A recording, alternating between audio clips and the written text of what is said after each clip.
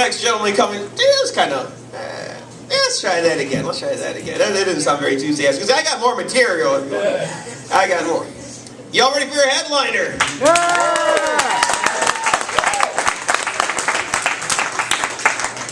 All right, this next gentleman coming to the stage, he has been all over the place. He has performed at the Laughing Chameleon.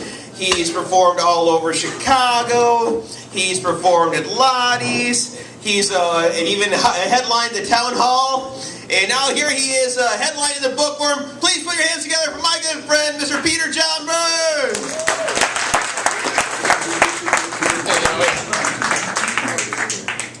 Good evening. So much for pleasantries.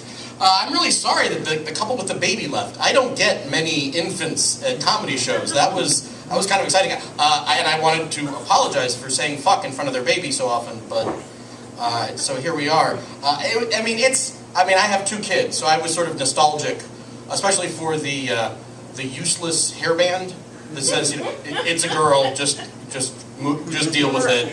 Or he's trying to compress her brain. I'm not exactly sure how that works. But I remember when my kids were, they're older now, but you remember like when they were small enough to be picked up and shaken really hard.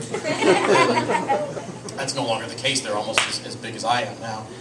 So the State of the Union was this week. It was a little weird. I don't know if anybody watched it. I did because I'm white and I have all sorts of time. Because CNN kept cutting back and forth between the Christopher Dorner standoff and the State of the Union.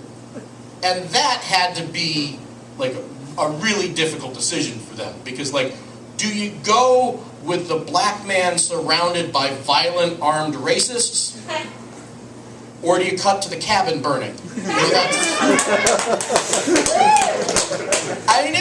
It was a tough gig for Obama. He's laying out all the things he wants, and it was like listening to a kid tell Santa what he wanted for Christmas. You're not getting the pony, man. That's not going to happen. And Ted Nugent was there. That was exciting. Ted Nugent, of course, known as the Motor City Madman, because like Detroit itself, he hasn't had a hit since the 70s. Sorry. I'm sorry to have offended the Ted Nugent contingent here. There you go, Marcos. That's who's here. Ted Nugent fans. Detroit. It's Detroit. Oh, I see Detroit. No, Oh, okay. they're from Detroit. Okay, that's entirely different then. So essentially we seem to be now in for another season of Game of Drones.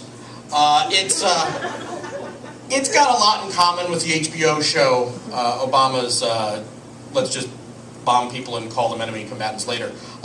First of all, it takes place in an area that most Americans can't find on a map. Most of the action happens off-screen for budgetary reasons. And every time you think there's going to be a serious discussion of politics and the intricacies thereof, you're distracted on your screen by a series of boobs. It was a difficult week for me watching that, because of course then they put I was watching CNN and they had Newt Gingrich come on to comment afterwards, because shit, that guy's been right about everything for the past 20 years. And that guy owes me several nights of sleep, because Newt Gingrich introduced to the lexicon the concept of the Republican swinger, which is a fucking horrifying concept. But I figured it out eventually. A Republican swinger is pretty much like your usual swinger. You end up screwing your neighbor, only in this case it's by denying her affordable health care. I understand, I've got my own little dark tea time of the soul, if you will, because I understand that, if it were possible, and I would have gotten a moon base out of it, I would have voted for Gingrich twice. And I have, my liberal friends are like, are you kidding? You have a daughter, would you deny her reproductive rights? I'm like, I would deny my daughter if I could get a base on the moon. Because it's a base on the moon. If the good Lord had gone to Abraham and said, I will make you king of the moon if you waste your kid, that kid would have been gutted like a carp. And then Abraham would have said, there he is, oh, Jehovah, make me king of the moon. If I could go back in time and win the war for the Axis and be guaranteed a moon base, I would do that.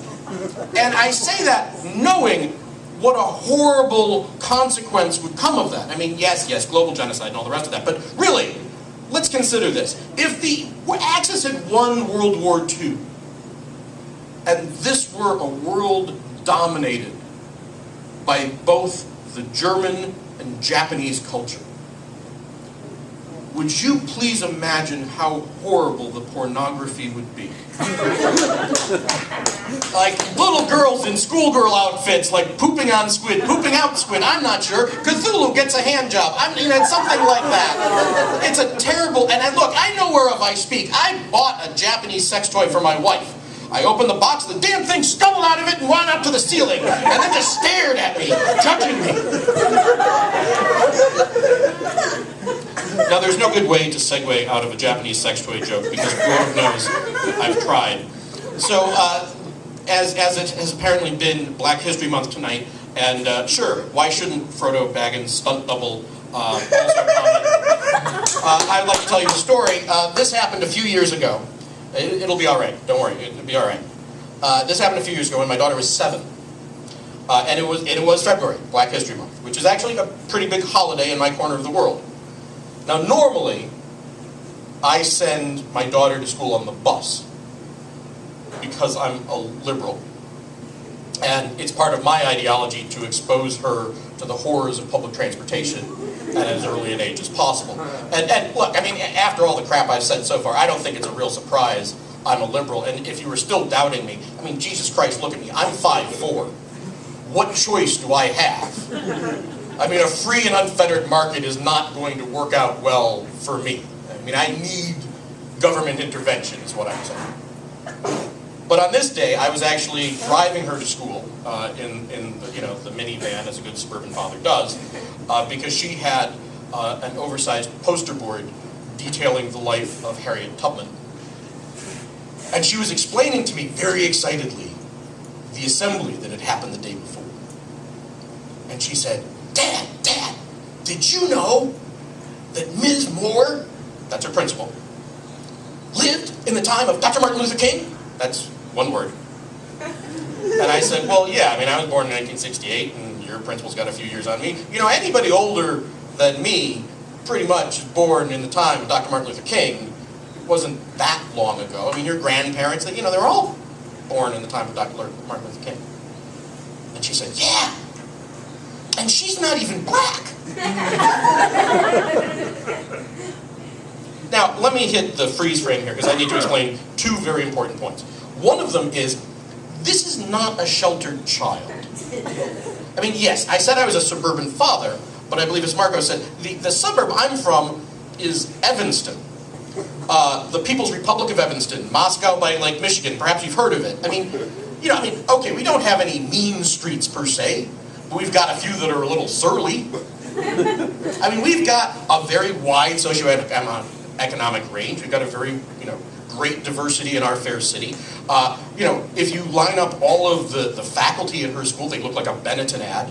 And the school she goes to is so progressive in its politics that the year before, she had been bullied by 2 black girls for having blonde hair and blue eyes, which is an awkward moment for a liberal father, because that's progress, right?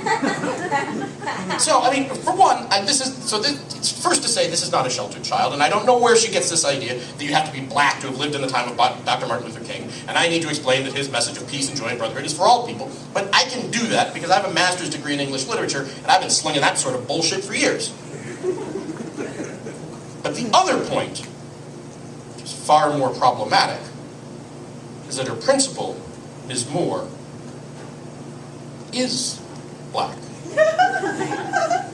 I mean, on the Pantone skin tone scale, we're only a couple shades lighter than Diana Ross. We're not in Lena Hornville. We're not Mariah Careyberg. It's not a borderline case, is what I'm saying. And I thought about just sending her in, because what the hell do I care? But if I realize that if my daughter's running around saying to Ms. Moore, the principal isn't black, when in fact she is black, then I'm going to get what I don't want, which is an unscheduled parent-teacher conference.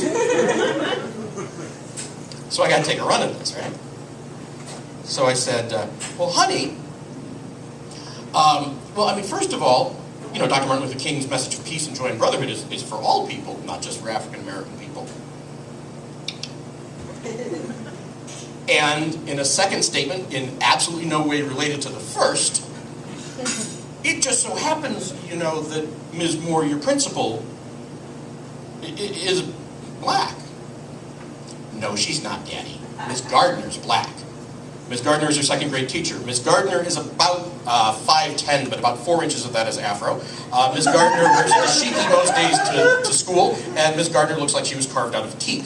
Now, I'm not one to say that any one way of celebrating one's ethnicity is any more valid than any other way, because again, I have a master's degree in English literature. But just let it be said that Ms. Gardner is very black. So I gotta take another run at this, right? Well, honey, you know, even though Ms. Moore and Ms. Gardner have different color skin, they are, in fact, both black. How do you know, Daddy? Well,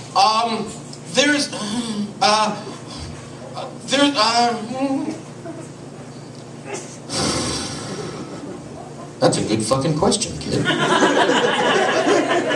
Now, let's be clear. I know how I know. And if you people aren't bullshitting each other, you know how you know, too. I mean, we all know how we know. And sometimes you think you know and you're wrong, and then you don't know. But most of the time, when you think you know, you know. You know?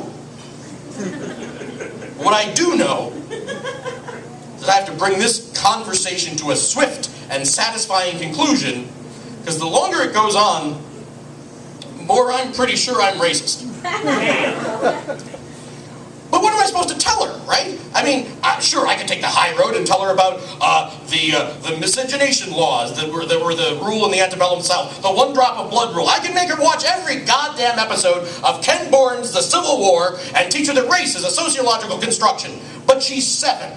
And I don't think that's real frickin' practical. And also, it's not race is a sociological construction History Month, it's Black History Month, that's a thing. What's my other choice, though? What, I send her into school with a clipboard, a set of calipers, a paper bag? Daddy says you're high yellow. No. Because again, that would lead me to precisely what I don't want,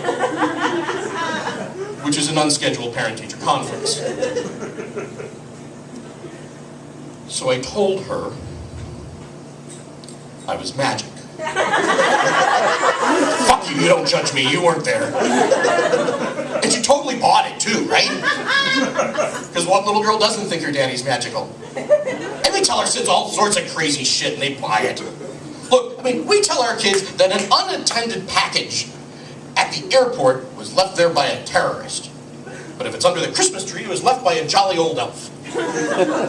We tell our kids that the little pieces of cranium that fall out of their mouth, if you stick them under their pillow at night, a demon comes in the middle of the night and exchanges the teeth for money. And no, that doesn't sound German at all, does it? And here's how liberals screw up. We gave our daughter Sacagawea coins because they had a woman on them and they were empowering. And when you see your daughter digging gold coins out from under her pillowcase in exchange for the teeth she left there last night, you realize you've turned her into a World War II era Swiss banker.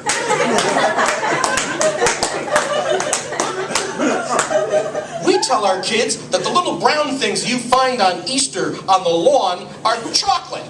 Then they turn out to be chocolate, which is a horrible trick. Because what we should be telling our kids is don't eat small brown things you find on the lawn.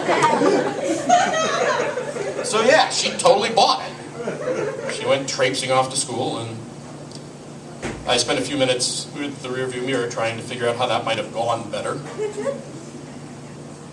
But also reveling in my newfound magic powers. Because that's me, right? Old magic dad.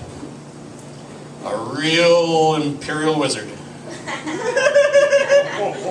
Or if you prefer, I'd like to be known as the race fairy. But look, folks, it doesn't matter, because we're all doomed, right? I mean, not to bring the room down a little bit, but, like, we all know that the planet's about to end. right? That we're all screwed. I mean, yeah, it's cold now. Yeah, sorry, I'd hate to be the one to break it to you. But look, I mean, let's review, okay? I just got started. Yeah. Louisiana is still trying to rebrand the Gulf of Mexico as the new Dead Sea to increase tourism. The number one export out of Japan these days is radiation. And every summer it looks like everybody in New York should invest in sump pumps. That's where we are right now. So yeah, I mean, I don't want to seem too dark, but in a few years where we're like burning the bodies for fuel because the earth has run out of oil, and I'm eating my half-eaten turnip by candlelight, and my kids are asking, "What was fruit like, Daddy?" Yeah, I mean, I'm going to look back at this as the glory days, which is why I eat meat. Because look, in a scant few years, I'm going to be looking back on these meat-filled days with a certain amount of nostalgia. And I mean, also, look, I understand I'm sitting here in a vegan coffee shop, so I understand I may be taking the minority view here, but like, I support the concept of vegetarianism, but I find it in practice too difficult. It's like Protestant denominations for me. Are you a pescatarian Presbyterian? A lacto-ovo Baptist? I understand I was raised Catholic, so we have one culture, meat. Which is another way of saying we do horrible things, but we do them in unison. And to me, there's been no greater feature of why we're sort of, we're in the, as so far as the Kubler-Ross scale of bargaining as a culture, as a civilization is concerned, we're clearly in the bargaining phase, is what I mean. And the reason I say that is because if you go to a restaurant, you hear people incredibly obsessed with the means of demise of the food that has landed on their plate. Sorry, is this salmon line caught or net caught? Because if it's line caught, it's okay. If it's, is it Pacific salmon? If it's Pacific salmon, it's okay. If it's Atlantic salmon, it's not okay. And look, I mean, that's the one America. The other America is watching hillbilly hand fishing and The Deadliest Catch. And those guys would stick a stick of dynamite up the ass of a dolphin and send it into a school of whale if they could make a buck off of it. Those are the two Americas, really. And this was never made more clear to me recently than when I was in a restaurant, and it was a fancy one. They had antelope on the menu. Now understand that if there's an animal on the menu that I haven't eaten before, I'm totally going to eat that animal. Because what's left for me, right? We've gone from coast to coast, we've scaled Mount Everest, we've been to the moon. But if I can eat everything that walks, crawls, swims, or flies on this earth, that's my manifest destiny. I'm an American, goddammit, and what more American goal there is than to eat everything. So I said, Francois, tell me about this antelope.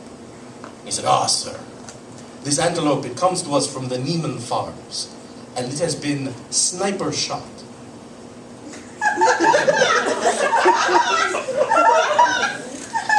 And I said, Francois, I appreciate you sending a special forces team to fetch me my dinner. But must we resort to assassination? Do we not fear reprisals from the Antelope American community?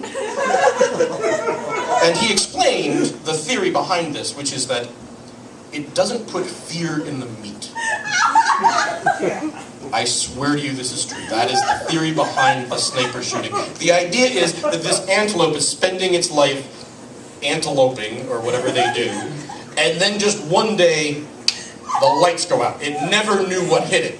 So therefore, it didn't feel any of that fear as being pursued and chased. And that is supposed to give you a yummier antelope. It's kind of like the last episode of The Sopranos. If Tony Soprano had been yummy and his family ate him afterwards. That's the idea. Which, let's be honest, would have been a much better episode than the one we got. Now, I have two problems with this theory. One is, I think I want fear in my meat. I mean, look, if I'm going to replicate the carnivore experience, right? Like, I'm going to be the caveman hunting this down. I wanted to know that I was coming for him, right? Because I think that gives you a little bittersweet tang, a little, on the tongue, a little bit of a complexity to your antelope.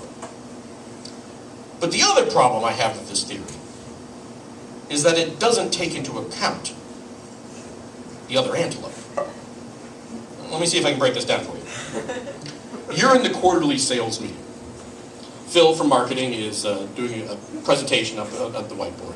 There's a PowerPoint they've handed out. There's donuts, there's coffee. She knows what's coming. Because suddenly Phil's head explodes in a shower of brains and bones, and he drops to the floor like a puppet whose strings have been cut. And then, only then do you hear the report. Coming from nowhere, you don't know where it is, you all dive under the table. Millie, the lady from HR, who makes those high-pitched screaming noises like she did during the Christmas party when she thought she was going to die alone, she was all drunk. And then the guy from accounting, whose name you can't remember, he's pissed himself. And Scott, your boss, has clawed his cell phone out of his pants, and he's shouting into it to his wife, screaming to her, telling her to make sure that the kids remember Daddy is a good man. And in the midst of all this chaos, two guys in coveralls roll up in a golf cart with a pickup bed on the bed, make no eye contact with any of you, and they drag Phil, his brains leaving a trail on the industrial carpet of the conference room like H.P. Lovecraft's giant pet snail, and they throw him in the back of the cart, his head falling off the back, and they drive off. And this happens several times a week.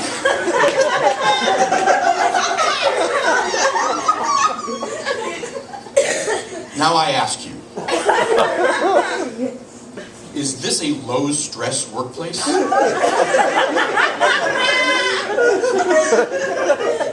But look, that's not why I'm here.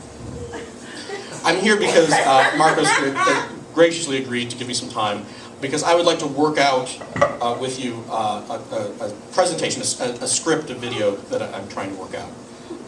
Because I've been asked to contribute to a YouTube channel for confused teen male heterosexuals. And so I'd like to kind of present this to you, and then afterwards, if you can give me some feedback, I would appreciate it.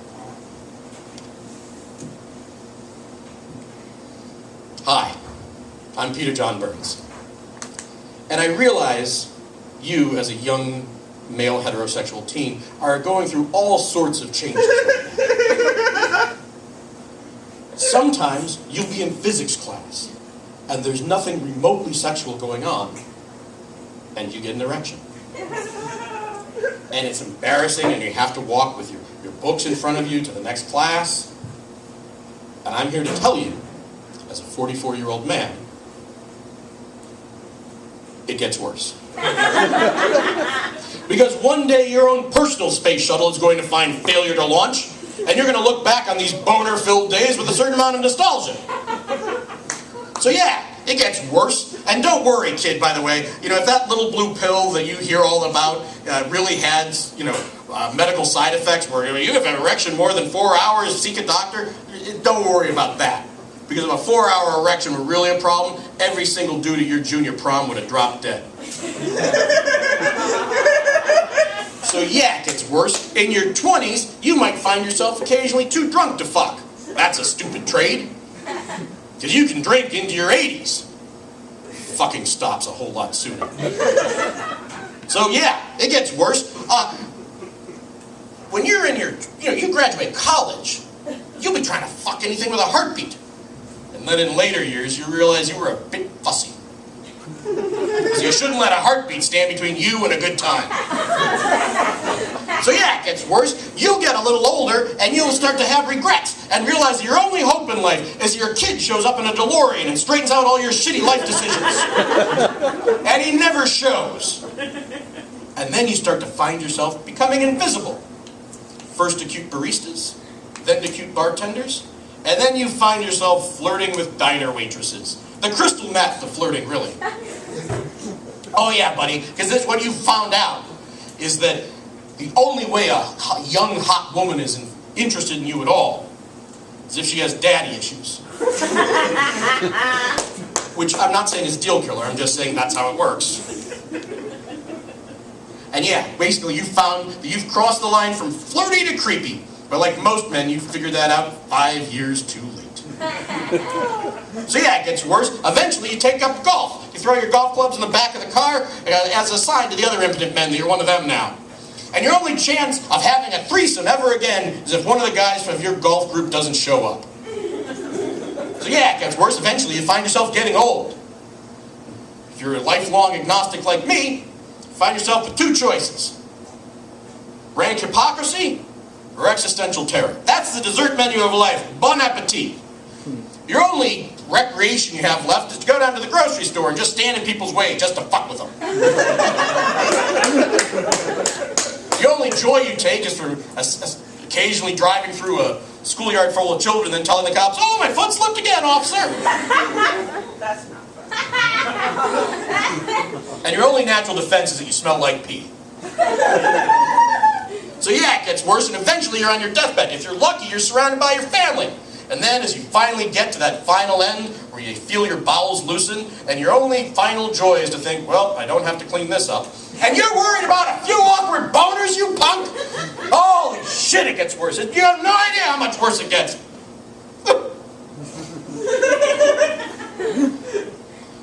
So what do you think, too dark? Thank you. So yes, I am 44, or as I like to tell people, I've just left my early 40s, which start when you're 43. Because here's how it works, right? When you're 40, you say you're 40. When you're 41, you say you're 41. When you're 42, you say you're 42. When you're 43, that's when you're in your early 40s. You say that because if you said that a few years earlier, people would have thought you were 43 already. You're in your early 40s until you're 45. Then you're in your mid-40s until you're 48. 49 if you can keep your hair. And then for that last year, finally, you're in your late 40s. Until like 1 millisecond, 1 microsecond before midnight on the day you turn 50. Then you're 50. I'm 44. But it's an awkward age. Because I've realized that this is the last decade of my life in which my death would be considered tragic. I realized this when Bernie Mac died, because I had the same conversation over and over with my 20-something and 30-something coworkers. "Hey man, did you hear that Bernie Mac died?" I said, "Yeah, I know, I love Bernie Mac." They said, "How old was he?" I said, "He was 50. I said, Now for the record, 50 is not, 50 is tragically freaking young. For me, that's like 2 James Bond films away. But I started paying attention. If you die between 50 and 59, because the jury's out, right? They're not sure. Maybe you should be dead, maybe you shouldn't be dead. If you make it past 60, we've added a shoulder shrug, we've dropped a half tone. Jury's in, you should go. And if you make it past 70, how old was Jerry? He was 72. Well. Because apparently if you make it past 70, you should be constantly astonished that you're not dead. And I know I don't have a lot of choice in the matter about how I'm to die.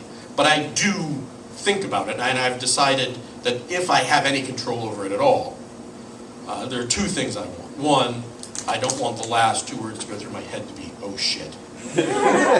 Which, by the way, comes in 3 different scales, right? There's, "Oh shit!" That's bad. There's, "Oh shit!" That's worse. Then the worst is, "Oh shit." And the other thing that I don't want is I don't want the way I die to occupy the first 2 paragraphs of my obituary. Because if you die in a sufficiently bizarre manner, it wipes out anything you've done in life. You don't believe me? I'll lead you through a little thought experiment. Imagine dying being raped to death by an elephant. The specifics of it don't matter that much. Maybe you were at the zoo or the circus. Maybe you wore a pair of unfortunate baggy gray trousers that day. You ate a peanut butter sandwich that was regrettable. It doesn't, again, the specifics are not important. The important thing is that as you're meeting that final moment, and you're feeling Jumbo's foot upon you, crushing the weight out of you, and you look over at the streaming tears down the face of your family that accompanied you that day, you will know, as the world slows to a halt, there's nothing that they will remember about you longer than this. Pete Byrnes. Boy, that name sounds familiar. Yeah, he cured cancer? No. He invented the hoverboards, the anti-gravity sleds we all go to and from work these days. No. Butt fucked by the elephant? That's him. That's the guy. If you don't believe me, I'll tell you a little story about a man named Deepa Pravada. That's not the name he was born with. The name he was born with was Mike Edwards. There will be a test later, just so you know. And Mike Edwards was one of the cellists in the band ELO. For those of you under 30, ELO is the band that the guy from the Traveling Wilburys used to be in. If you're over 30 or gay, that's the Xanadu band. I'm not gay. Yeah, don't ask, don't tell. We're good. Mike Edwards, later Deepa Pravada, was known for playing the cello with a grapefruit rind during his solos because it was the 70s and everybody was really high. Just before ELO hit the pinnacle of their fame, he quit the band, converted to Buddhism, changed his name to Deepa Pravada, and retired quietly to a lifetime of teaching children music in the Essex countryside of England. Now that is a man that had his autobiography locked, right? All the newspapers had that obituary already written. They just needed to slot in the dates. Until he was crushed to death by a 2-ton bale of hay. An inexperienced hay baler operator created a 2-ton bale of hay, put it on its side, and being cylindrical as hay bales are, it rolled down the hill, crushing Deepa Pravada, who was just driving by in his van. You can look this up. It is absolutely true. And he was a Buddhist, which means like there's something like the pieces of straw that grow together to make, I don't know, there's a Buddhist parable in there somewhere. But I'd like to think that in those last moments of his life, as he saw that 2-ton bale of hay rolling down, and by the way, that knocked everything else was after the click on the web pages. Yahoo said, guy crushed by 2-ton bale of hay. Oh, by the way, was in ELO. So I'd like to think that he had that moment of Buddhist clarity where he saw that hay bale coming and was able to have that moment to say, oh, shit.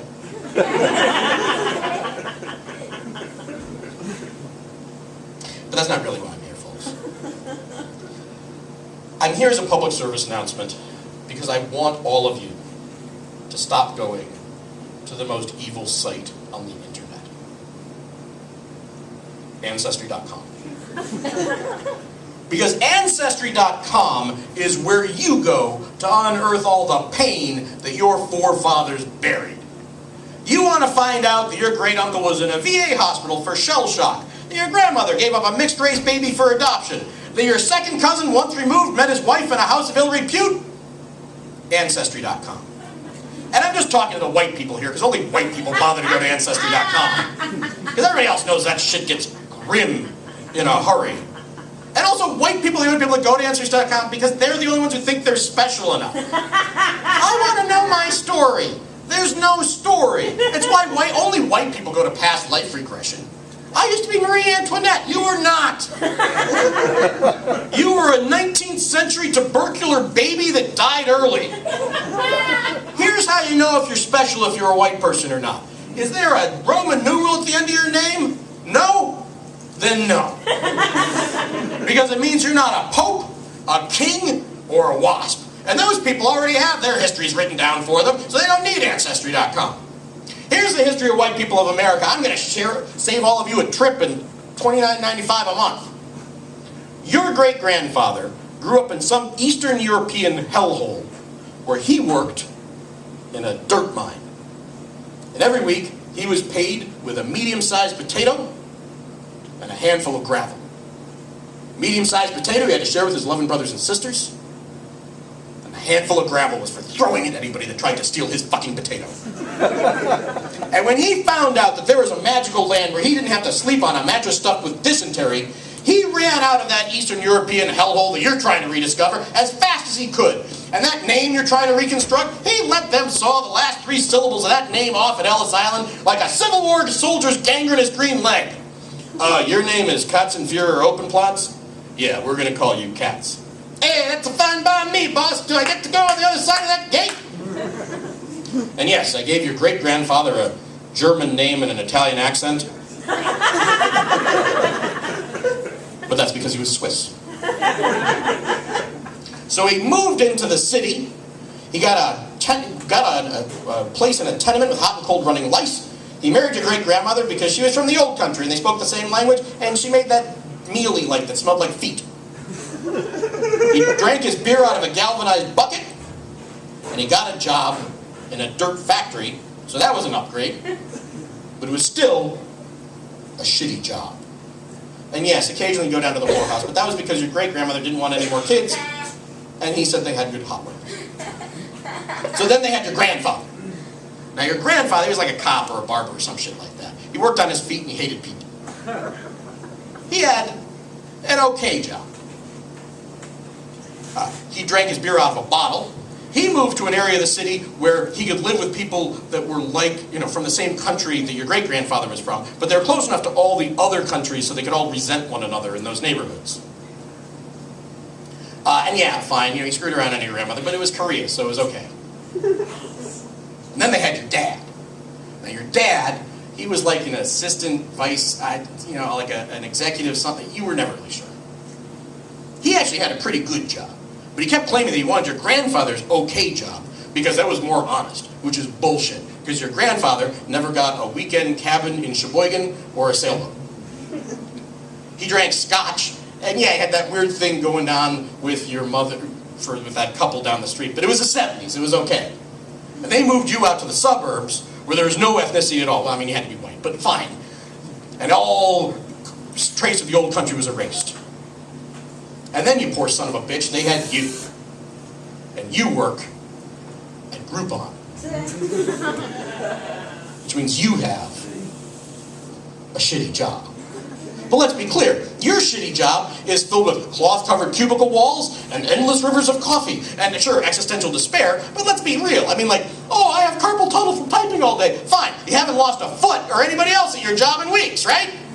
Which means your shitty job is the kind of shitty job that your great-grandfather would have sold your great-grandmother to his foreman at the dirt factory in order to get. Because your great-grandfather was kind of an asshole. And that's why you don't go to Ancestry.com. That's the history of white people in America. My name's Peter John Byrnes. Thank you very much, Rockford. Let's give it up for America. Good night.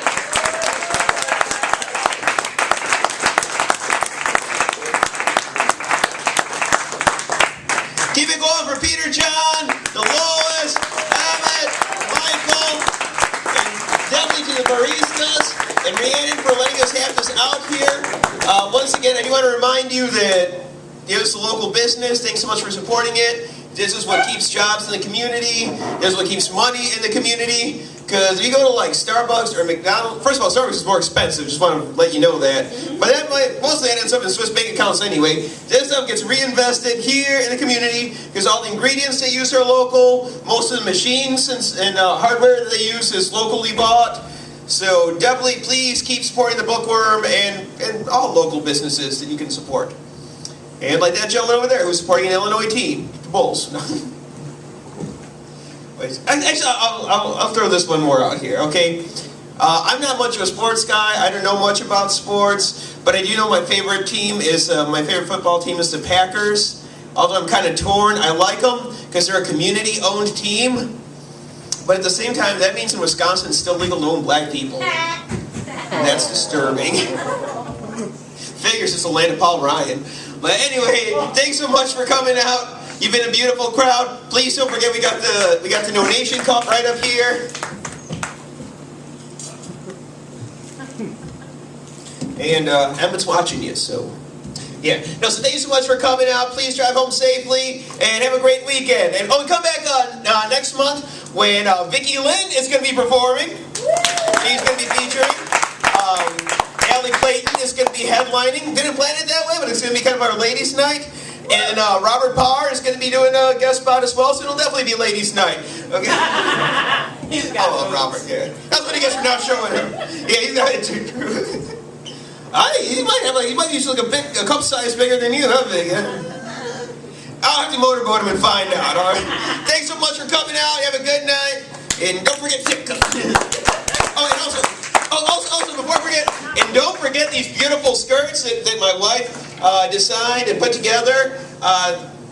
They come in all different sizes and designs. Please check those out. Oh, and also I got a book of poetry right there called Praise, Pain, and Lust. It actually is real poetry. All proceeds go to benefit underprivileged Latino youth. In other words, my child support. So, yep, thank you. Good night.